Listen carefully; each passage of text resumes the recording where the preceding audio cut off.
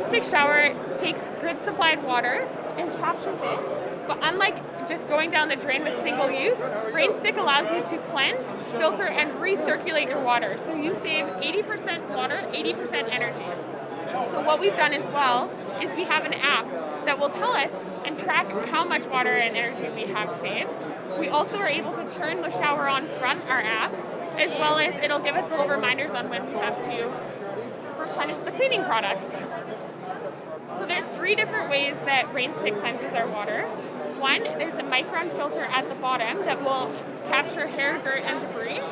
Secondly, it's run up through a pump where there's a UV filter that addresses bacteria and viruses. And then also, it's constantly being refreshed with grid-supplied hot water to maintain temperature and to dilute the circuit.